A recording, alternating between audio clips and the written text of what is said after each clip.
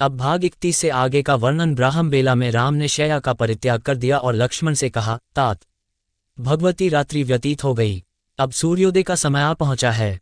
कोकिल की कूक सुनाई दे रही है, मोरों की बोली सुनाई दे रही है।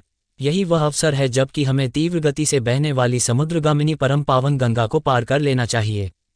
सुमित्रा कुमार लक्ष्मण ने श्री रामचंद्र जी के कथन का अभिप्राय समझकर गुह और सुमंत को बुलाकर पार उतरने की व्यवस्था करने के लिए कहा।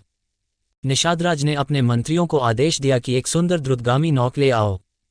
आज्ञा पाते ही निषादराज के अनुचर तत्काल जाकर उनके लिए एक श्रेष्ठ नौक ले आए।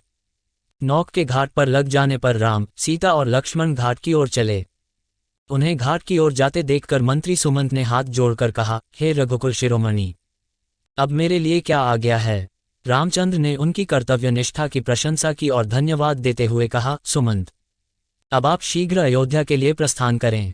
गंगा पार करने पश्चात हम उसके आगे की यात्रा पैदल ही करेंगे। आप अयोध्या जाकर मेरी, सीता और लक्ष्मण की ओर से पिताजी, माताओं एवं अन्य गुरुजनों की चरण वंदना करें। उन्हें धैर्य दिलाते हुए हमारी ओर से संदेश दें कि हम तीनों में से किसी को भी अपने वनवास का किंचित मात्र भी दुख नहीं है। उन्हें ये भी कहें कि 14 वर्ष की अवधि समाप्त होने पर मैं, सीता और लक्ष्मण आपके दर्शन करेंगे। आप भाई भरत को कैकेय से शीघ्र बुला लें तथा राज्य सिंहासन सौंप दे ताकि प्रजा को किसी प्रकार का कष्ट व असुविधा न हो। हे मंत्री व भरत से भी मेरा ये संदेश देना कि वे सभी माताओं का समान रूप से आदर करें और प्रजाजनों के हितों का सदैव ध्यान रखें। सुमंत अत्यंत विह्वल हो गए और उनके नेत्रों से अश्रुधारा बह चली। अवरुद्ध कंठ से वे बोले, हे तात, आपके वियोग में संतप्त अयोध्या की प्रजाजनों के सम्मुख मैं कैसे जा सकूंगा। जब वे पूछेंगे कि आप लोगों को छोड़कर कैसे लौट आए तो मैं क्या उत्तर दूंगा। मैं जानता हूं कि आपको न पाकर सहस्त्रों अयोध्यावासी शोक से मूर्छित हो जाएंगे। उनकी दशा सेनापति रहित सेना जैसी हो जाएगी। हे स्वामी, ये तो आप देख ही चुके हैं कि अयोध्या से वन के लिए चलते समय अयोध्यावासियों की क्या दशा हुई थी। इस खाली रथ को देखकर संपूर्ण अयोध्या नगरी का हृदय विदीर्ण हो जाएगा। हे प्रभु, मैं माता कौशल्या को कैसे अपना मुख दिखा सकूंगा। आप लोगों के बिना लौटना मेरे लिए बड़ा कठिन है। इसलिए हे नाथ, आप कृपा करके मुझे भी अपने साथ ले चलें।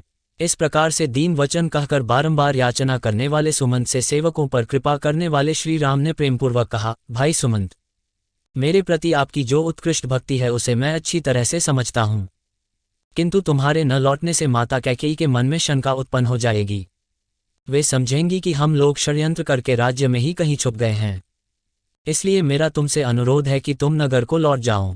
तुम्हारे लौटने से जहां माता कैकेयी की शंका भी समाप्त हो जाएगी और महाराज तथा मुझ पर किसी प्रकार का कलंक भी नहीं लगेगा। कलंक चाहे झूठा ही क्यों न हो, उसकी प्रतिक्रिया बड़ी व्यापक होती है। इस प्रकार अनेकों प्रकार से समझा बुझाकर रामचंद्र ने सुमंत को विदा किया। सुमंत अश्रुपूरित नेत्रों से रथ में बैठकर अयोध्या के लिए चल पड़े। सुमंत के जाने के पश्चात राम गो से बोले, निषादराज, तुम कृपा करके हमारे लिए बढ़ का दूध मंगा दो, क्योंकि अब हम वनवासी और तपस्वी हो गए हैं और हमें जटाएं धारण करके तापस धर्म की मर्यादाओं का पालन करते हुए निर्जन वनों में निवास करना चाहिए। राम की बात सुनकर गो स्वयं जाकर बढ़ का दूध ले आए, जिससे राम, सीता और लक्ष्मण ने जटाएं बनाई और नियमपूर्वक तपस्वी धर्म को स्वीकार करते हुए गंगा पार करने को उद्यत हुए। नौक पर सवार होकर तीनों ने कलुषहारिणी गंगा को पार किया। गंगा के पार पहुंच जाने पर राम ने गो को हृदय से लगा लिया।